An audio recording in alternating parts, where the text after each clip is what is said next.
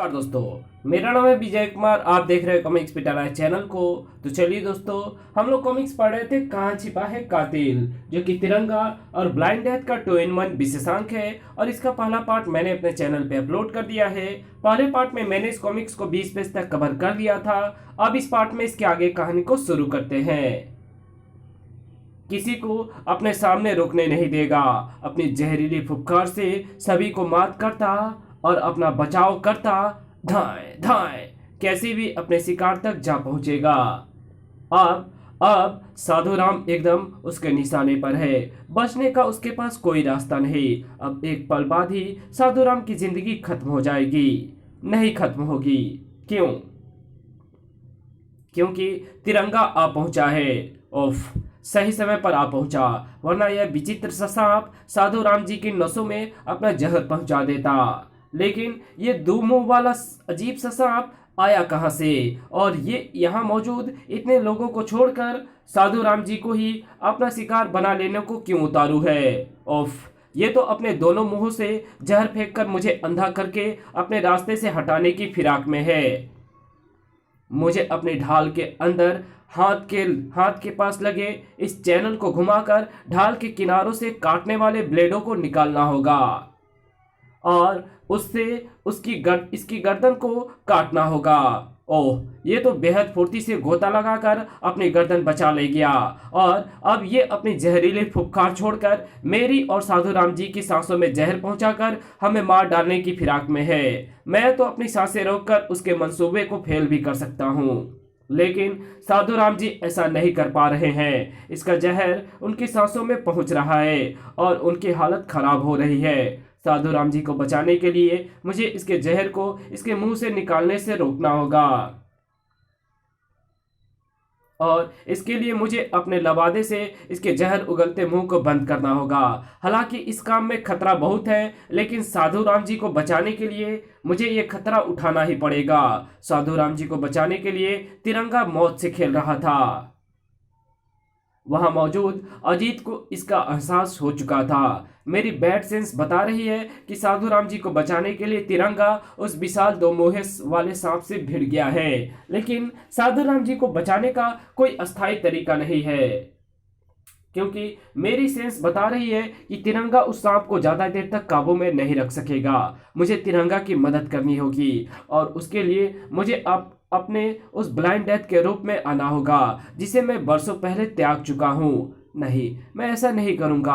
Blind death के रूप में अपने जिस कल को मैं पीछे छोड़ आया हूँ उसे मैं आज सामने नहीं लाऊंगा।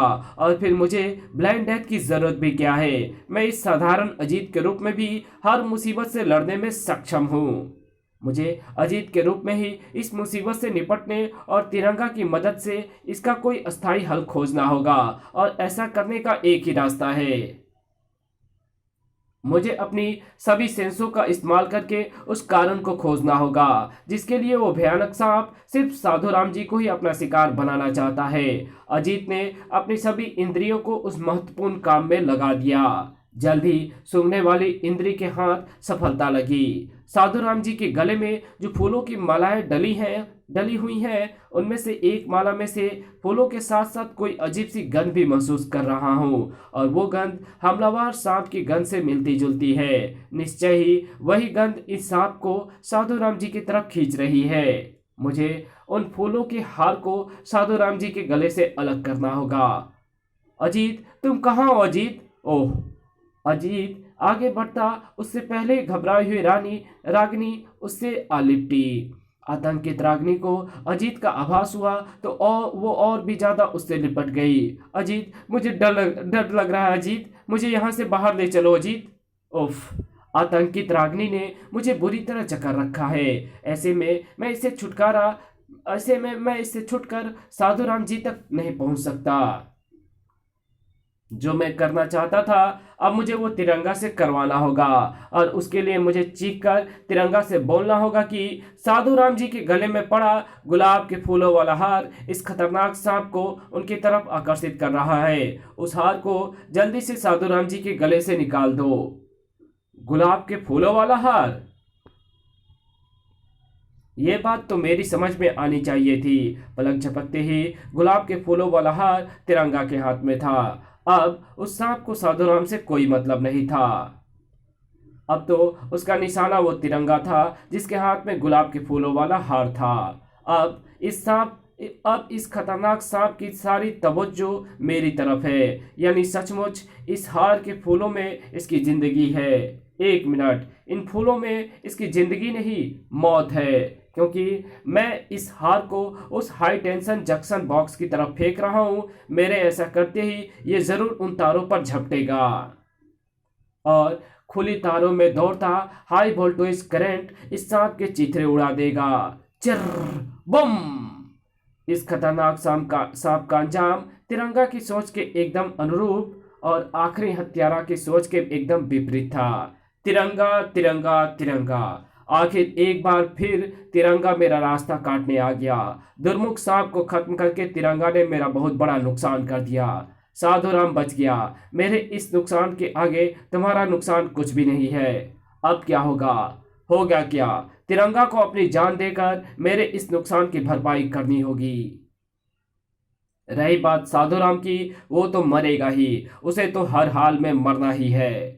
इधर साधुराम को बचाने वाले, मुझे तुम्हें धन्यवाद देना होगा, क्योंकि तुमने ही मुझे उस फूलों के हार के बारे में बताया जिसकी तरफ वो भयानक सांप आकर्षित हो रहा था। इसमें धन्यवाद की कोई बात नहीं है दोस्त। मैं जो कर सकता था मैंने वो किया। लेकिन अब सोचने वाली बात यह है, साधुराम जैसे शख्स को मारने की कोशिश किसने की? खतरनाक और विचित्र सांप द्वारा किया गया यह हमला बताता है कि साधुराम जी को मारने की कोशिश करने वाला शख्स आखिरी हत्यारा है। और जहां तक मैं जानता हूं, आखिरी हत्यारा बिना मतलब या दुश्मनी की किसी की जान नहीं ले सकता। तो फिर उसने साधुराम जी पर हमला क्यों किया? इसका एक ही कारण समझ में आता है। आखिरी हत्यारे को किसी ने हायर किया है। किसी ने साधुराम जी को खत्म करने के लिए आखिरी हत्यारा को सुपारी दी है। बिल्कुल सही कहा तुमने, मुझे भी यही लगता है। लेकिन मुझे नहीं लगता। सादा जीवन सादा जीवन बिताने वाले, चटाई पर सोने वाले और पत्तल पर खाना खाने वाले भाई जी की किसी से कोई दुश्मनी नहीं। सारी दुनिया उनकी अपनी है। फिर भला उन्हें मारने की सुपारी कौन देगा? आप कौन? मैं आत्माराम। मैं भाई जी साधुराम जी का भाई भी हूँ और उनका सेक्रेटरी भी। आपको यहाँ देखा तो आपको भाई जी को बचाने का धन्यवाद देने चला आया। आपको किसी पर शक है? जी नहीं।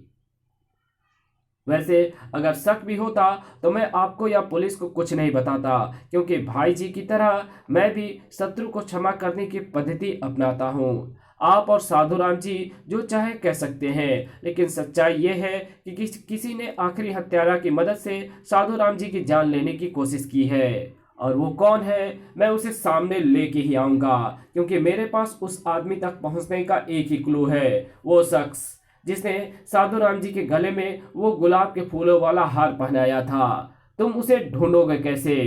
फिलहाल तो कुछ समझ में नहीं आ रहा। मैं बताता हूँ तुम्हें। साधुराम जी के इर्द गिर्द किसी ऐसे आदमी को ढूंढना होगा जो अपने बालों में आंवले का तेल लगाता है और मुंह में हर समय जाफरानी पत्ती का पान दबाए रहता है। उस आदमी ने साधुराम जी के गले में गुलाब के फूलों की माला डाली थी।